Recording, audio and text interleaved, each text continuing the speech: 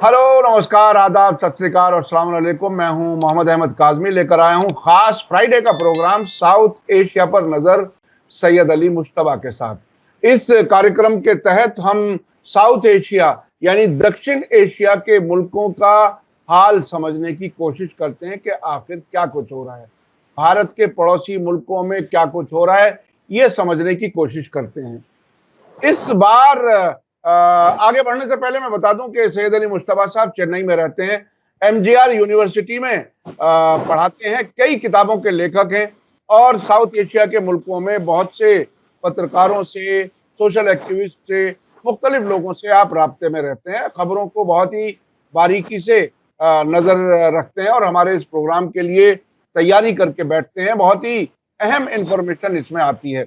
आज हम जिन इश्यूज पर बात कर रहे हैं वो ये कि कल 15 अगस्त थी और 15 अगस्त 2021 को तालिबान की सरकार बनी थी। अब सही 3 साल हो गए। 3 साल में नतीजा ये है कि दुनिया के किसी मुल्क ने ऑफिशियली रिकॉग्नाइज करने का ऐलान नहीं किया है। चीन ने अपना एम्बेसडर भेजा भी है और एम्बेसडर उनका रिसीव भी किया है। कई मुल्क उसमें कारोबार की बात कर रहे हैं। हमने पिछले दिनों आपको बताया था कि वहाँ कॉपर का बहुत बड़ा काम, कॉपर का जो है वो खनन का काम, वो चीन को मिल गया और उसने अपना काम शुरू कर दिया है। लेकिन शिकायत ये है तालिबान की सरकार को, जिसको इस्लामिक एमिरेट वो कहते हैं, कि दुनिया हमारे साथ ज्यादती कर रही है, हमें रिकॉग्नाइज नहीं कर रही और इसकी वजह से अफगान लोगों के हकूक, उनकी तरक्की रुक रही है। अभी एक रिपोर्ट में पढ़ रहा था जिसमें यह बताया गया कि बहुत बड़ी रकम इंटरनेशनल लेवल पर जो एड की शक्ल में अफगानिस्तान में आती है, उसका कोई खास फायदा नहीं हो पा रहा है। वो एक नेशनल एफर्ट, लेकिन अफगानिस्तान में और भी बहुत कुछ हो रहा है। ये 3 साल मुकम्मल होने पर आखिर क्या कुछ बात हो रही थी, वहां पर काबुल में क्या माहौल था, उस पर हम बात करेंगे। इसके अलावा पाकिस्तान से भी कई खबरें आ रही हैं। पाकिस्तान में एक फॉर्मर जनरल फैज हमीद को गिरफ्तार कर लिया गया है और ऐसा लग रहा है कि इमरान खान का कोई जो मुश्किल है वो कोई क्या हल होने वाली है, इस पर क्या कुछ है। इसके अलावा बांग्लादेश से बहुत अहम खबरें हैं। बांग्लादेश में जब से तख्ता पलट हुआ है उसके बाद के हालात काफी अहम हैं, नाजुक हैं, उस पर भी हम बात करेंगे। और इंडिया और मालदीव के बीच में अब कुछ हालात बेहतर होते नजर आ रहे हैं, उस पर भी हम बात करेंगे। अब चलते हैं सैयद अली मुश्तबा साहब की तरफ कि वो हमें बताएं कि आखिर अफगानिस्तान में 3 साल मुकम्मल हो गए तालिबान की सरकार को, आखिर वहां कैसा जश्न था। जी सैयद अली मुश्तबा साहब। जी, बहुत बहुत शुक्रिया काजमी साहब। मेरे सामाइन को मेरा आदाब, सत्य श्री अकाल और सलाम वालेकुम। आज हम लोग जब ये रिकॉर्डिंग कर रहे हैं तो और जब तो 15 अगस्त जो हमारे यहाँ आज जश्न आज़ादी मनता है हिंदुस्तान की तरह, हिंदुस्तान के यहाँ हिंदुस्तान के हवाले से, वही दिन जो है वो अफगानिस्तान के लिए भी जो है वो मतलब जश्न आज़ादी है। और वहाँ पे जो है इस बार ये तीसरा साल है जबकि ये आज़ादी का माहौल है, लेकिन पिछले 2 साल के बरक्स इस साल जो है वो काफ़ी जोश और काफ़ी वलवला है। पहली बात तो एक ये है कि वहाँ पे बाकायदा एक जो है वो परेड निकली थी और जितना भी उनके पास इस्लाह हुआ, जो हमारे यहाँ 26 जनवरी को जिस तरह से परेड निकलती है और उसमें जो है डिस्प्ले होता है, और उसी तरह का कोई एक मंजर वहाँ काबुल में देखा गया।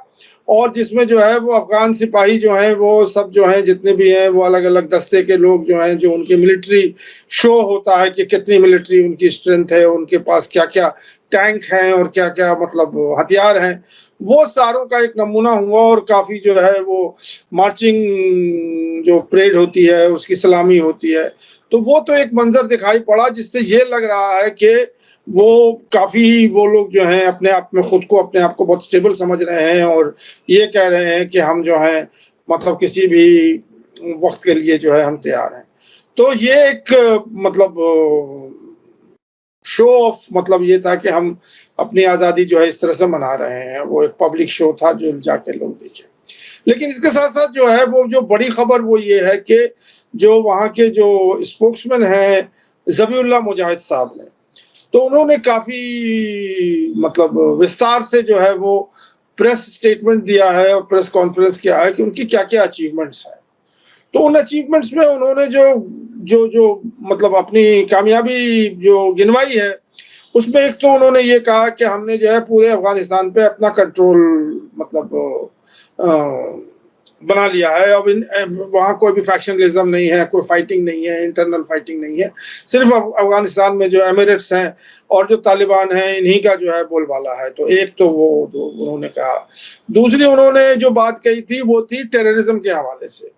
उन्होंने कहा कि टेररिज्म के ऊपर भी जो है हमने काफ़ी कंट्रोल किया हुआ है और बाकायदा उन्होंने जो जो यूनाइटेड नेशंस का और ये है कि वहाँ पे आईएसआईएस दाइश जो है वो बहुत सक्रिय है, उसको उन्होंने बहुत खंडन किया है। उसको जो है कहा कि नहीं, ये तो हमारे राइवल हैं, इनको हम कैसे मतलब पनाह दे सकते हैं, क्योंकि इनका और हमसे तो बिल्कुल आइडियोलॉजिकल क्लैश है, तो हम तो इनको बर्दाश्त ही नहीं कर सकते हैं। जो कि मतलब तो जो लोग बाहर के लोग हैं जो इसके बारे में ये कह रहे हैं कि तालिबान जो है उनको संरक्षण दे रहे हैं, ये गलत है।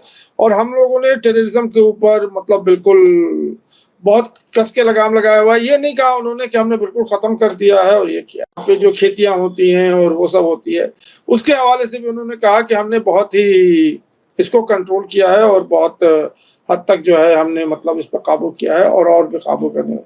तो इसी तरह की बातें उन्होंने काबुल के अंदर जो है उन्होंने सिक्योरिटी बहुत ही सख्त कर ली है। अब काबुल के अंदर कोई धमाके नहीं हो रहे हैं, कुछ नहीं हो रहा है। माइनॉरिटीज़ के लिए भी उन्होंने कहा कि माइनॉरिटीज़ को जो है हम लोगों ने बहुत मतलब अच्छी तरह से जो है मतलब उनको संरक्षण दिया हुआ है और उनको अपने काम पे और उनको आगे बढ़ने के लिए जो है ये किया हुआ। तो इस तरह की बहुत सारी बातें उन्होंने की। जो ख़ास बात इसमें जो मेन थी वो ये कि उन्होंने कहा कि 40 जो है वो काउंसलेट्स या एम्बेसीज़ जो हैं, वो अभी काबुल में ऑपरेट कर रही हैं। ये उन्होंने कहा, जिसमें 4-5 जो हैं वो बहुत ज़्यादा सक्रिय हैं। एक तो वो चाइना है, दूसरा ये ईरान है, तीसरा पाकिस्तान है, चौथा जो है वो रशिया का भी उन्होंने नाम लिया कि रशिया भी जो है तालिबान को टेररिस्ट लिस्ट से उन्होंने हटा दिया है। और उसके बाद अब जो है वो डायरेक्ट तालिबान से जो है वो बिज़नेस या जो भी बातें हैं वो करेंगे। तो इसी तरह से फिर दूसरी बात उन्होंने कहा कि जो मेरा सबसे बड़ा अचीवमेंट था कि हम लोग जो है वो दोहा राउंड ऑफ टॉक्स में गए थे। 30 जून और 1 जुलाई को जो है हम लोग वहाँ जाकर के हम लोगों ने बात किया और पहली बार जो है यूनाइटेड नेशन ने तस्लीम किया यूनाइटेड इसको मतलब एमिरेट्स ऑफ अफ़गानिस्तान को कि वो अकेले वाहिद जो है वो सोल स्पोक्स पर्सन है मतलब अफ़गानिस्तान के और तालिबान जो है वही वाहिद एक गवर्नमेंट है। और फिर उन्होंने ये भी कहा कि और भी जो अफ़गानिस्तान के बहुत सारे जो कॉन्फ्रेंसेस हुए हैं 30 के आसपास इंटरनेशनल लेवल पे, उस पे अफ़गानिस्तान के जो तालिबान के जो नुमाइंदे थे वो नहीं गए थे। वो इसीलिए नुमाइंदे नहीं गए थे कि वहाँ पे उन्होंने और भी लोगों को अफ़गानी रिप्रेजेंटेटिव को उन्होंने बुलाया था, जो कि एमिरेट्स उनको मानने के लिए तैयार नहीं है। और फिर उन्होंने कहा कि बहुत तेज़ी के साथ जो है जो वर्ल्ड कम्युनिटी है हमसे जुड़ना चाहती है, हम भी उनसे जुड़ना चाहते हैं, लेकिन हमें जो है रिकॉग्निशन नहीं मिला है, इस वजह से जो है इसमें दिक्कत आ रही है। और जैसे हमें रिकॉग्निशन मिलेगा, तो पूरी दुनिया जो है वो बेताब है मतलब अफ़गानिस्तान के साथ बिज़नेस करने के लिए। इसी हवाले से जो आखिरी बात जो बहुत इम्पोर्टेंट है वो ये है कि अफ़गानिस्तान और ईरान मिल कर के क्योंकि उनके बॉर्डर्स मिलते हैं, वो एक इकोनॉमिक एसईजेड मतलब जो इकोनॉमिक जोन होता है, ईरान अफ़गानिस्तान इकोनॉमिक जोन बना रहे हैं। और ईरान जो है वो भी आ गया है उनके जो माइन्स हैं उसको एक्सप्लोर करने के लिए और उसको वो करने के लिए। तो ये जो है बड़ी मतलब अहम अचीवमेंट्स है।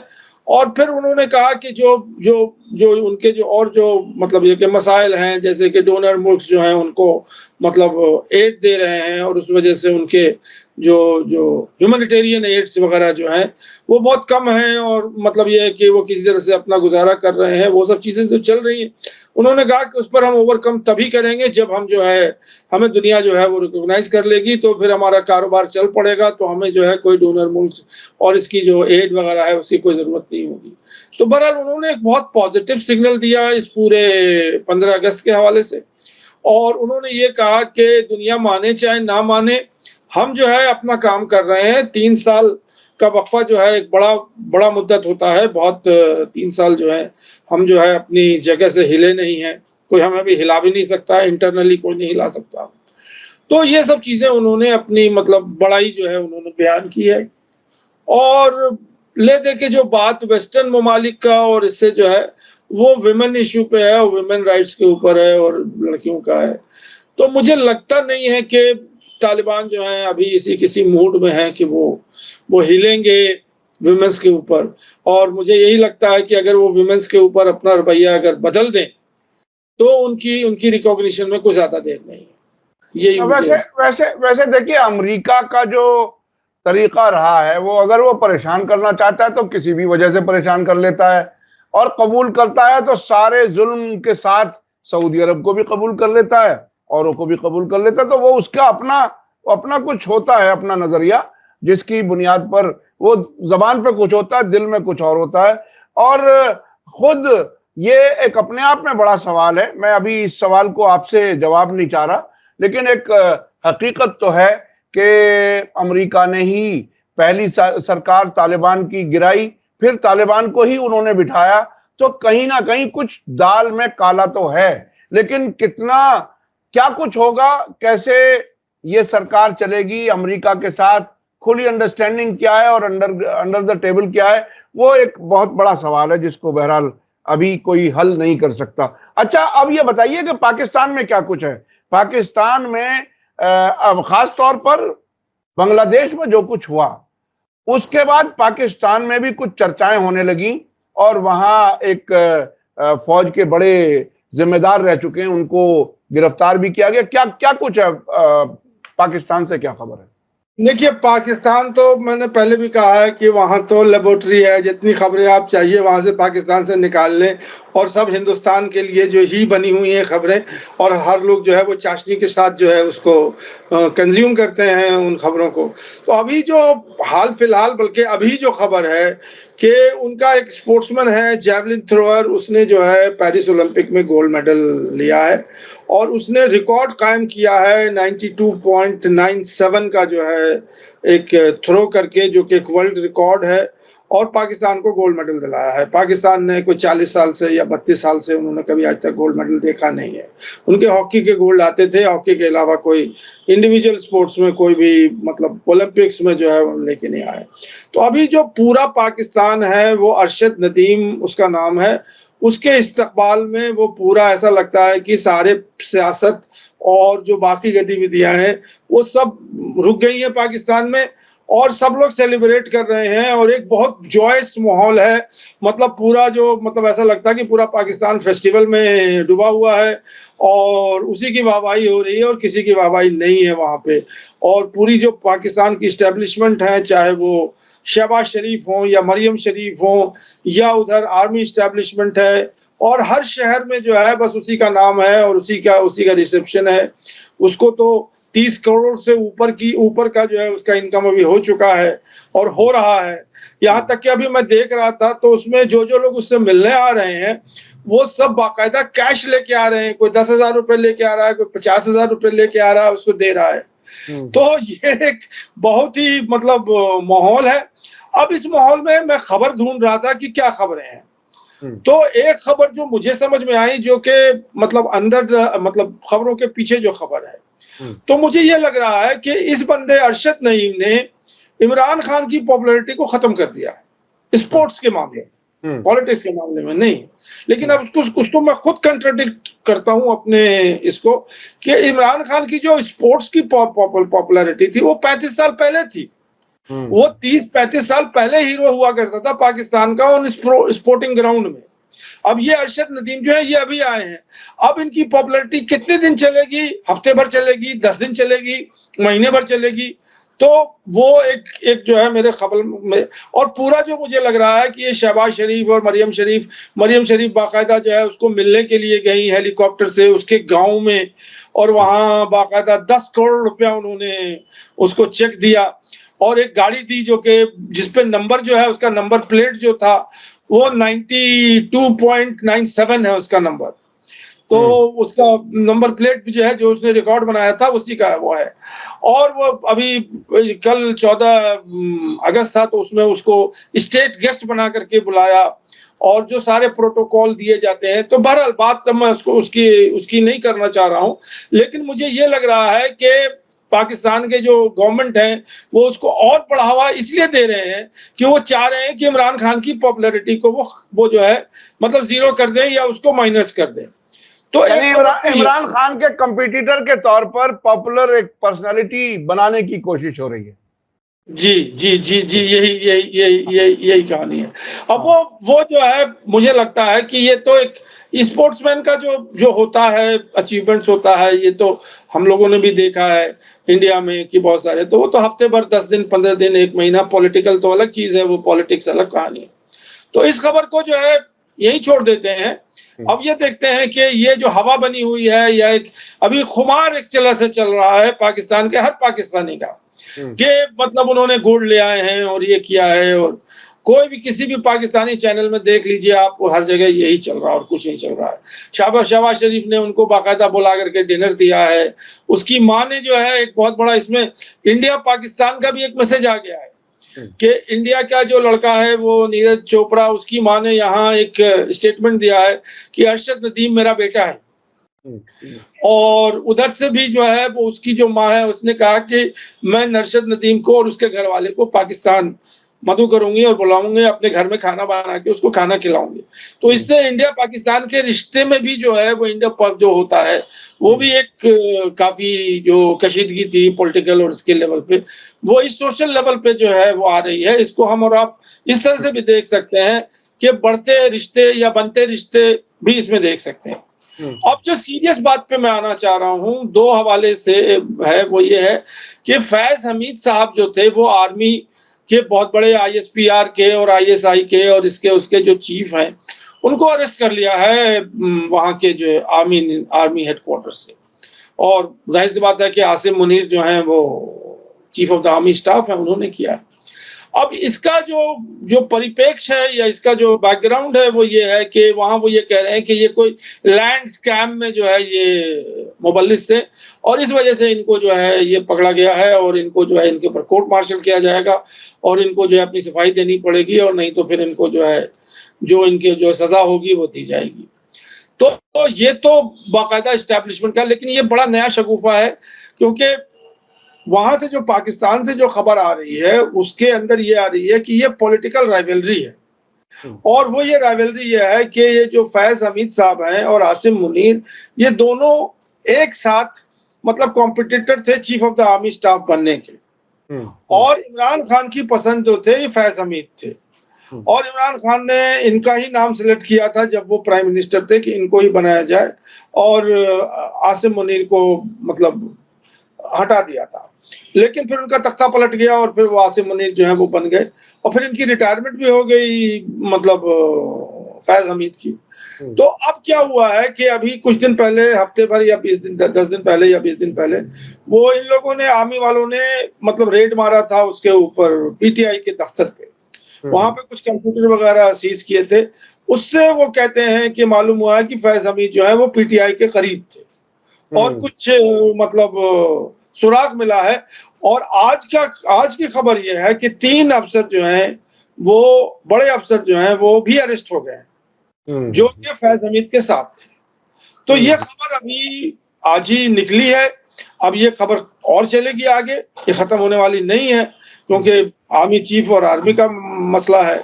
अगर वो लैंड स्कैम में और इसमें अगर मुबल्लिस हैं, तो ये पता चलता है कि आर्मी जो है वो मतलब सीमा की सुरक्षा और उसको छोड़ करके ये सब भी काम करती है। ये भी एक खबर है, उसको आप समझ सकते हैं कि जब आर्मी का इतना बड़ा ऑफिसर जो है वो लैंड स्कैम में अगर ये है, इसका मतलब है कि वो अपनी जो उसकी ड्यूटी है वो नहीं कर रहा है, कुछ और कर रहा है वो। और दूसरी बात है कि पॉलिटिकल विंडिक्टिवनेस है। तो अब इसको देखेंगे कि आगे ये खबर कहाँ जाती है और कितनी देर जाती है। अब जो आखिरी खबर वो ये है, वो ये मैं पाकिस्तान के हवाले से करना चाह रहा था कि पाकिस्तान में जो अवाम है और पाकिस्तान के जो लोग हैं, उनका ये कहना है कि इस्लाम पीटीआई के और इमरान खान के जो जो सपोर्टर हैं, उनका ये कहना है कि हम इनकलाब लेके आ जाएं पाकिस्तान में जैसे बांग्लादेश में आया है, और उसी तरह से डंडे लेकर के और रोड पे जो है हम आ जाएं और सबको खदेड़ दें, शहबाज शरीफ को और ये जितने लोग हैं इन सबको जो हटा दें। तो अब यहाँ पे जो डिस्कशन पाकिस्तान में चल रहा है कि बांग्लादेश और जो पाकिस्तान है ये दोनों मुख्तलिफ जगह हैं। बांग्लादेश में ये था कि जो आर्मी था, जो विकार उज़्ज़मा जो वहाँ के आर्मी चीफ है, उन्होंने स्टूडेंट्स को सपोर्ट कर दिया। उन्होंने कहा कि हम आप पे जो है गोली नहीं चलाएंगे, और इस वजह से वो इनकलाब जो है सक्सेसफुल हो गया। या आर्मी की तरफ से एक वार्निंग आ गई है जनरल हेडक्वार्टर रावलपिंडी से कि अगर कोई भी पाकिस्तानी अगर ये सोच रहा है कि हम वो बांग्लादेश का जो कहानी हुई है उसको हम यहाँ रिपीट कर देंगे, तो उसको हम जो है पहले से आगाह करते हैं कि वो रिपीटेशन होने हम नहीं देंगे, और आप लोग अपने घर में रहिए और इस तरह के इनकलाब और इस तरह की चीजें जो हैं खूनरेजी और वो नहीं करें। तो ये चर्चा जो है, क्योंकि वो आर्मी जो है वो बिल्कुल मतलब अगेंस्ट द पीपल है और अगेंस्ट मतलब इन सब चीजों के। तो ये मैं इसलिए कहना चाह रहा था कि अभी जो पाकिस्तान में समझ में मुझे यही आ रहा है, क्योंकि मैं देख रहा था उनको नजम सेठी वहाँ के बड़े बड़े कॉलमिस्ट हैं और बड़े ही वो हैं, तो उनका ये कहना था कि इमरान खान का जो मतलब जो इनिशिएटिव है या जो वो ये चाहते हैं कि वो आर्मी को और आर्मी के डोमिनेंस को पॉलिटिक्स में और अमेरिका को वो माइनस करना चाहते हैं, और वो चाहते हैं कि एक डेमोक्रेटिकली इलेक्टेड गवर्नमेंट हो, उसके मतलब इख्तियार में सारी चीजें पाकिस्तान की हो, आर्मी जो है उनकी सबसर्विएंट हो। ये इमरान खान का ड्रीम है और ये इमरान खान का जो है वो पोजीशन है। लेकिन उन्हें ये लगता है कि ये बहुत नामुमकिन सा है, और इमरान खान चाहेंगे भी तो भी ये नहीं हो पाएगा जो वो चाह रहे हैं। तो इमरान खान को किसी तरह से कोई कंप्रोमाइज अमेरिका के थ्रू करवा लेना चाहिए और वो निकल के फिर अपना पॉलिटिकल रोल वो अदा करें, और वो एक सर्विलेंट रोल जैसे पुराना है कि डीप स्टेट पाकिस्तान जो है वो आर्मी स्टेट है और जो आर्मी चाहेगी वही होगी, और आर्मी को जो है अमेरिका कंट्रोल करता है और अमेरिका जो चाहेगा वही होगा। अगर उसी सिस्टम में इमरान खान अगर फिट होना चाहते हैं तो वो उनका पॉलिटिकल आगे सियासी रोल है। अगर वो अड़े रहेंगे तो कोई नहीं जानता है कि वो कहाँ मतलब जाके। जी जी जी बिल्कुल। वो एक लंबे अरसे से जो डीप स्टेट और आर्मी वाला जो रिश्ता है वो बहरहाल बहुत ही मजबूत है, और इतनी बड़ी तब्दीली इमरान खान ख़ास तौर पर अमेरिका के ख़िलाफ़ माहौल बनाते हुए ही उनकी हुकूमत चली गई। अब दोबारा उस मुखालिफत के साथ फिर वो हुकूमत में आएंगे। पिछले दिनों अमेरिका का एक नुमाइंदा आकर के मिला था जेल में इमरान खान से। क्या सौदेबाजी हो रही है ये तो आने वाला वक्त बताएगा, अभी तक वो खबरें बाहर नहीं आई। अच्छा, अब मैं चलना चाहता हूँ बांग्लादेश में अब क्या हालात हैं। अभी एक बयान दिया है उन्होंने, शेख हसीना ने, दिल्ली में रहते हुए, कि ये सेंट मार्टिन एक जजीरा है, वो अगर मैं अमेरिका को दे देती तो मेरी सरकार बनी रहती, अमेरिका ने हमारी सरकार गिरवा दी। ये बात उन्होंने कही। तो और फिर 15 अगस्त को उन्होंने अपने यहाँ एक गम का दिन मनवाने के लिए कह दिया था कि अपने वालिद के सिलसिले में कुछ पुरानी याद वो कराने के लिए वहां की हुकूमत ने कहा कि भारत के हाई कमिश्नर से मिलकर के कह दिया कि साहब ये बातें चलेंगी नहीं और ये भारत से इस तरह के आने वाले बयानात नुकसानदेह साबित होंगे। आपको क्या लगता है बांग्लादेश अब किस तरफ बढ़ेगा? देखिए, मैं आपको एक अंदर की खबर बता दूं इस हवाले से कि शेख हसीना जो है वो दिल्ली में है। बिल्कुल बिल्कुल। ये हमें बहुत ही मतलब अंदर के सूत्रों से मालूम हुआ है कि वो कहीं और नहीं है, वो दिल्ली में ही है, और उनकी बेटी भी शायद उनके साथ है या उनके आसपास है या कुछ है मामला, जो दिल्ली में रहती है वहां पे।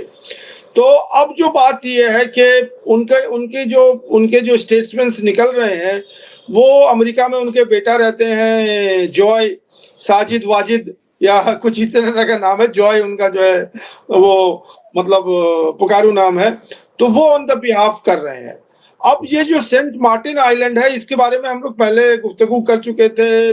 शेख हसीना ने जो है इसके बारे में मतलब खदशा भी जाहिर किया था कि अमेरिका जो है वो इसके लिए बेस मांग रहा है, एयर बेस मांग रहा है बांग्लादेश में, और सेंट मार्टिन को दे।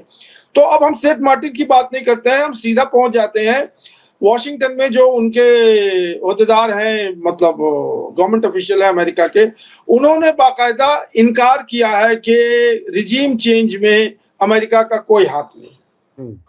और जब वो ये बात कह रहे हैं, तो अब ये शेख हसीना जो भी कह रही हैं, इसको तो अब मतलब पर्दाए पुष्ट पर रख दीजिए और मान लीजिए अमेरिका की बात की हमारा कोई रोल नहीं है, और अमेरिका ये कहता है कि ये स्पॉन्टेनियस आउटब्रस्ट था और किसी ने इसको मतलब इसको वहां के लोग ही जो है उसको उठाए थे।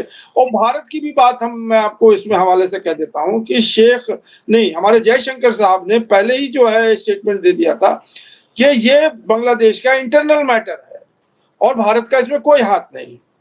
तो जाहिर सी बात है कि भारत क्यों चाहेगा शेख हसीना का तख्ता पलटना? अगर चाहेगा तो वो अमेरिका चाहेगा, चीन भी नहीं चाहेगा। तो अब ये जो इंटरनेशनल कॉन्स्पिरेसी थ्योरी है, ये तो सिर्फ शेख हसीना ने, शेख हसीना ने बोलते बोलते एक चीज और कह दी जो कि मुझे बहुत हंसी आने लगी। उसमें कहा उन्होंने कि किसी व्हाइट मैन ने हमको प्रपोज किया था शादी के लिए। अच्छा अच्छा। ये भी उनका बयान है। अब इस तरह की बातें कही तो यही ना है उनका दिमाग खराब हो गया है। मैं तो अब सेंट मार्टिन को लेकर के वो रो रही हैं, और उन्हें ये मालूम था पहले, वो चाइना भी जो गई थी तो इसीलिए गई थी कि वो चाह रही थी कि किसी तरह से ये जो पॉपुलर अनरेस्ट है, क्योंकि उनके यहाँ भी जो खुफिया एजेंसी हैं और जो उनके इंटरनल जो उनका कंट्री का होता है, वो तो उन्हें मैसेज दे ही रहा होगा कि अंदर क्या पक रहा है और अंदर क्या हो रहा है। तो भारत में यहाँ आई थी, दो बार वो आई, आपको पहले ही मालूम होगा। एक बार तो मोदी जी के शेयरिंग में आई, एक स्टेट विजिट में भी आई, उसके बाद वो फिर चाइना गई। तो उस बात को अब छोड़ दीजिए, अब शेख हसीना वाजिद जो है वो पुरानी हो गई और वो अब हिस्ट्री में ही पढ़ी जाएंगी, अब उनका कोई रोल नहीं है मतलब। और ये जो स्टेटमेंट यहाँ से दे रही हैं, अब भारत भी इस स्टेटमेंट को जाहिर सी बात है कि वो पीटीआई को और यूएनआई को तो देगा नहीं, इसलिए कि हम और आप जर्नलिस्ट हैं, हमें मालूम है कि कैसे खबर जो है मीडिया में आती है। तो एक बात, अब जो आगे की बात जो मैं बताना चाह रहा था वो मोहम्मद यूनुस की बात है। तो मोहम्मद यूनुस ने बहुत अच्छी तरह, मोहम्मद यूनुस, एक चीज और मैं बता दूं कि वो अमेरिका के आदमी हैं, ये भी अंदर की बात है, क्योंकि वो ही इज ऑलवेज मतलब ये कि नोबेल प्राइज और ये सब जो मिला है तो वो तो उन्हीं के, अमेरिका के ही मतलब इसमें तो लेकिन मोहम्मद यूनुस जो है वो 86 ईयर्स ओल्ड है, और उनका ये है कि उन्होंने 2-3 चीजें बड़ी अच्छी की हैं भारत को खुश करने के लिए। एक तो कि वो बाकायदा उन्होंने टेम्पल्स को विजिट किया, हिंदू टेम्पल्स को, और वहां पे जाकर के उन्होंने अपना एक हाजिरी दी है कि हम जो है इसके प्रोटेक्शन के लिए हम लोग जो है तैयार हैं, अब इसको कोई भी वैंडलिज्म और ये सब चीजें नहीं होंगी।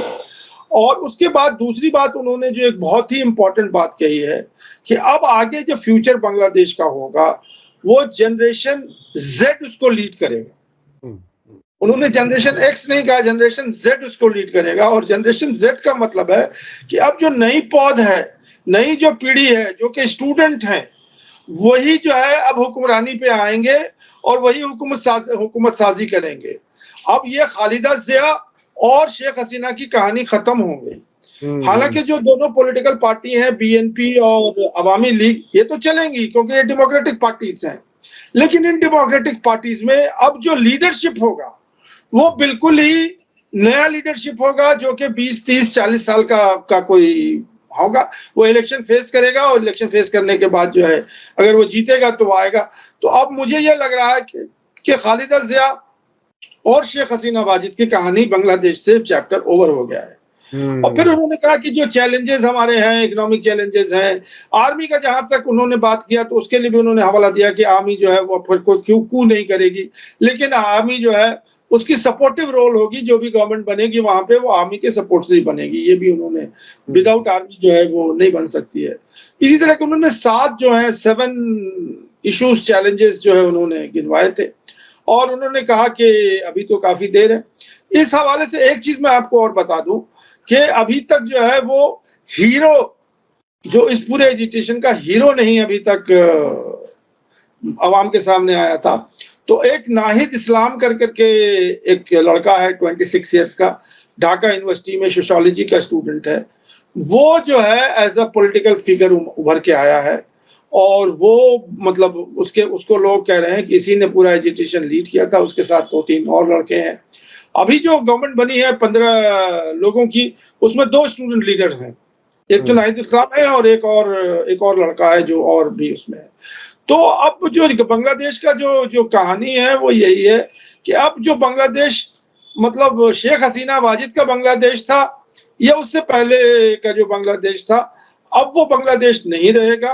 अब जो बांग्लादेश बनेगा उसमें नए लीडर्स, नए एक्टर्स, नए जो है किरदार वो आएंगे और भारत को उनसे डील करना पड़ेगा। जी जी और जी। उनको कैसे डील अब कैसे डील अब हालात बदल गए, भारत को भी अपने आप को उसमें एक तरह से एडजस्ट करना होगा नए हालात से के मुताबिक, और शायद एक्सट्रेडिशन भी करना पड़ जाए शेख हसीना का। वो एक इशू बहरहाल भारत के सामने एक बड़ा सवाल है कि क्या अगर वहां की सरकार ने, मोहम्मद यूनुस साहब ने रिक्वेस्ट किया बाकायदा, तो क्या शेख हसीना को ये वापस देगा भारत? ये भी एक बड़ा सवाल है, क्योंकि जी जी, इस हवाले से ये बताऊं कि अभी वहां एक केस खुल गया है जिसमें शेख हसीना वाजिद को के ऊपर मर्डर चार्जेस आ गए हैं और जी वो जी। बाकायदा केस रजिस्टर हो गया है हाँ कि वो मर्डर में जो है वो इल्जाम में जो है वो मुबल्लिस है और वो केस शायद इसीलिए खुला है कि वो जब ट्रायल में आगे बढ़ेगा तो फिर एक्स्ट्राडिशन की बात आएगी कि ये तो हम्म, हमारी मुजरिम है और हमारी हम्म, मुजरिम है तो इन्हें भेजिए आप यहाँ पे। तो अभी देखिए क्या क्या होता है। अब जी एक जी एक एक, एक और चीजें जो है मैं बहुत बताना चाहता हूँ वो ये कि देखिए वो एक बहुत बड़ा मुजस्समा जो है वो बना हुआ था बांग्लादेश में।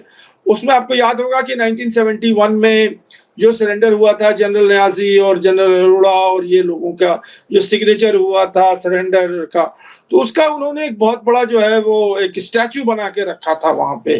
बाकायदा मार्बल की स्टैचू थी, मार्बल का स्टैचू था। उसको उन्होंने वेंडलाइज कर दिया वहां पे अभी जो स्टूडेंट्स ने। और इसको हमारे शशि थरूर ने जो है उसको बाकायदा हाईलाइट किया मीडिया पे कि देखिए ये हो गया। और इसी तरह की बहुत सारी चीजें हैं जो कि 71 के हवाले से मतलब शेख मुजीबुर रहमान और इन लोग के हवाले से जिनको वो मानने के लिए अब तैयार नहीं है। तो हम्म, अब इंडिया का मामला ये है कि मैं देख रहा था इंडियन मीडिया को।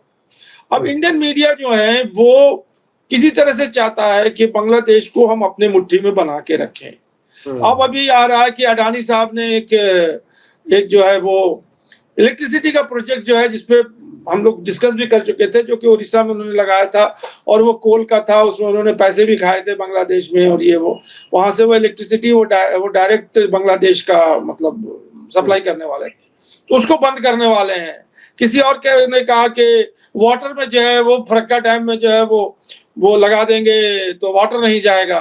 तो इंडिया जो है बांग्लादेश को वाटर से इलेक्ट्रिसिटी से सबसे महरूम कर देगा और इस तरह के प्रेशर डालेगा कि वो हिंदुओं पे जो है वो इल्जाम नहीं चले। तो एक इंडिया में भी जो है एंटी बांग्लादेश एक माहौल तैयार हो रहा है। लेकिन मुझे ऐसा नहीं लगता है कि जो नई लीडरशिप वहां पे आएगी वो एंटी इंडिया होगी। लेकिन हसीना वाजिद की तरह उतनी प्रो फ्रेंडली नहीं होगी जितनी की अवामी लीग थी। तो यही खुलासा है अच्छा, पूरा। हर मुल्क को चलाने वाले अगर ईमानदार होते हैं तो वो अपने इंटरेस्ट के हिसाब से चलाते हैं, अपने मुल्क के फायदे नुकसान को देखते हैं। अच्छा, हमारे पास वक्त तकरीबन खत्म हो गया, बहुत मुख्तसर अगर मालदीव जो हमारे फॉरेन मिनिस्टर गए एस जयशंकर, वो थोड़ा सा ब्रीफ बता दीजिए, क्योंकि अब लगता है वो रंग बदल रहे हैं दोनों मुल्कों के ताल्लुकात के। जी, मोइज़ू साहब ने जो है फाइनली हिंदुस्तान से अब अच्छे संबंध बनाने के लिए वो तैयार हो गए हैं। जो पॉलिटिक्स उनकी पहले थी कि एंटी इंडिया और वो सब आउट भारत और ये वो खत्म हो गई है।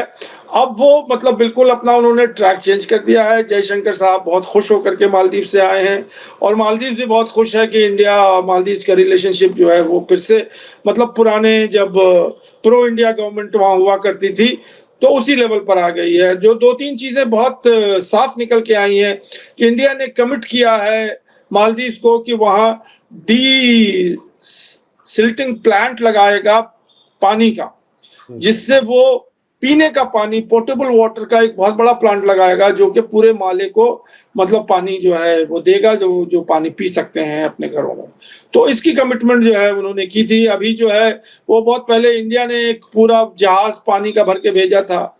2-3 जहाजें जो हैं वो चाइना से आ चुकी हैं, वो तिब्बत से बिल्कुल ग्लेशियर से पानी निकाल कर के भेज रहे थे। तो ये सब तो परमानेंट सॉल्यूशन है नहीं। परमानेंट सॉल्यूशन ये है कि वहीं का जो समुद्र का पानी है उसी को डीसिल्ट कर के उसको जो है खारा पानी को जो है वो मीठा पानी बनाएं, और मीठा पानी जो बनाएं। तो ये जो है वो जो है संधि हो चुकी है। उसके बाद दूसरी संधि उन्होंने 2-3 जो जजीरे हैं मालदीव्स के, उससे रोड कनेक्टिविटी के लिए भी जो है भारत ने सिग्नेचर करके आए हैं कि भारत वहां रोड बनाएगा और इन जजीरों को जो है वो कनेक्ट करेगा। और जो मालदीव्स है वो जो उनके जो हॉस्पिटल या जो एम्बुलेंसेस है, एयर एम्बुलेंसेस, उसको उन्होंने फिर से एक्सेप्ट कर लिया है। और उन्होंने कहा कि इंडियन जो है वो सिविलियन कोई जो है उनके साथ वो उड़ाएगा उसको, और वहां से जो है वो एम्बुलेंस से जो जो लोग बीमार हैं उनको लेके आएगा। तो अभी जो खबर यही है कि मालदीव जो है वो और भारत जो है फिर से अपने जैसे पुराने दोस्ताना रिश्ते में आ जाएगा। और मालदीव ने ये भी वहां से खबर आई है कि मालदीव ने रिक्वेस्ट किया है जयशंकर को कि अब ऑफिशियली जो है आप मतलब एक तरह से ऐलान कीजिए कि इंडियन टूरिस्ट के लिए बहुत सेफ जगह है, इंडियन टूरिस्ट यहाँ आ सकते हैं ताकि उनका टूरिज्म इंडस्ट्री जो है वो चले। और गवर्नमेंट ऑफ इंडिया जो है उसके उसके मतलब हक में है कि वो लोग टूरिस्ट यहाँ से जाएं। तो यही बहरहाल इंडिया और मालदीव की हाँ, जो वो है हमें याद है कि मोदी जी ने कोई ऐसा बयान दे दिया था जिसमें मालदीव को टूरिस्ट ना जाएं या रोक लगाएं, उस किस्म की कुछ चीजें थी। उसके बाद हालात और बिगड़े थे। बहुत बहुत शुक्रिया जनाब सैयद अली मुश्तबा साहब, आपने खास तौर पे बांग्लादेश अफगानिस्तान के सिलसिले में आपने जो कुछ बताया कि 3 साल मुकम्मल हो गए, वो अपनी कामयाबियां गिनवा रहे हैं और इंटरनेशनल कम्युनिटी, बल्कि खास तौर पर कहा जाए अमेरिका एंड कंपनी, वो इनको अनाउंस नहीं कर रहे रिकॉग्निशन, और उसके साथ साथ और बहुत से मुल्क अटके हुए हैं। लेकिन फिर भी आपने बताया कि वहां पर 40 मुल्कों के नुमाइंदा ऑफिसेज, जो एम्बेसियां या हाई कमीशन, वो काम कर रहे हैं। और किसी ना किसी सतह पर इंटरनेशनल लेवल पर तालिबान जुड़े हुए तो हैं, लेकिन वो ये मुश्किल महसूस कर रहे हैं कि जब तक रिकॉग्निशन नहीं होगा, इसके उसके बगैर मुल्क की तरक्की में वो तेजी नहीं आ सकती जिस तेजी से मुल्क को तरक्की करनी चाहिए। बहुत बहुत शुक्रिया। इसी के साथ मुझे दीजिए इजाजत। धन्यवाद, शुक्रिया। आप लोगों को, अपने हमारे दर्शकों को किस तरह की ये वीडियो लगी, क्या आपकी राय है, और अपने रिएक्शन के तौर पर, अपने कमेंट्स के तौर पर जो कुछ आप हमें बताना चाहें कमेंट्स में जरूर लिखें। इसी के साथ मुझे दीजिए इजाजत। धन्यवाद, शुक्रिया। जय भारत, जय हिंद। मीडिया स्टार वर्ल्ड के और वीडियो देखने के लिए हमारे चैनल को सब्सक्राइब करें और सीधे नोटिफिकेशन पाने के लिए बेल आइकन दबाएं। और अगर हमारी खबर सच्ची और अच्छी लगे तो अपने व्हाट्सएप, इंस्टाग्राम, फेसबुक और ट्विटर अकाउंट पर जरूर शेयर करें।